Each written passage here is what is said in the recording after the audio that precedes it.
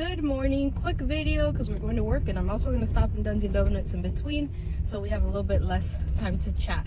But all I want to say is sometimes you have to get out of your routines. Sometimes you have to change it up to get out of your cycle, to get out of mind funk, to understand what's out there for you. And this is more for educators, like the school social work side of me, more for educators, because in the education system, there might be things that you don't agree with, right? You might be seeing things and you're like, that's not working, that's not cultural humility, that's not what's best for our students, that's not. And you will get pushback. You will consistently get pushback from maybe everyone at different levels, not just the higher ups. There's even people that are your colleagues that are supposed to be working with you, not against you, that are constantly going to say, well, that's not okay, that doesn't make me comfortable, that's not how we do things, education is not like that. Well, when I was a student, this is how we did things, not realizing that maybe you and them, first of all, probably don't look alike, but you have different experiences. And it's not just about feelings, which feelings is a valid experience, right?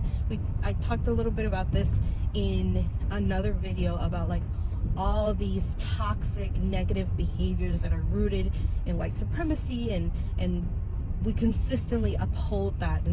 And so I get out of the cycle, and I'm saying this because recently I went to U of I to do a presentation with intro to social work, right?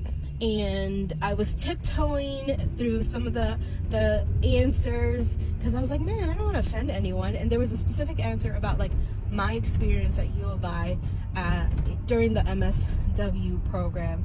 And I said, hey, like, I think I even said, like, not to offend anyone, but like the issue that I had the most was all my professors were white. I mostly had white women, maybe one white man, but white women. And so we weren't having those cultural conversations when I first started. Even during my internship, it was a very different experience because we didn't really talk about all the cultural things.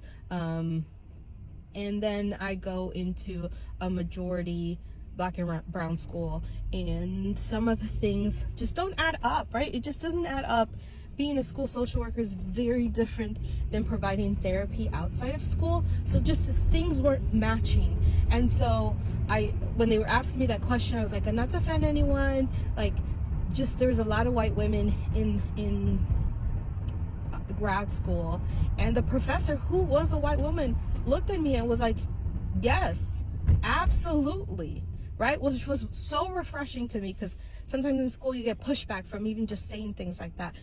But she was like, yes. And then afterwards, she was like, you are so important to this. Like, thank you for what you do. The students really enjoyed you. And I was like worried, I'm worried because I'm not super worried. I don't mind making people uncomfortable. But like, I was like, man, like, I hope that it doesn't like make them not want to go into social work, or that the professor might not want to hear what I have to say.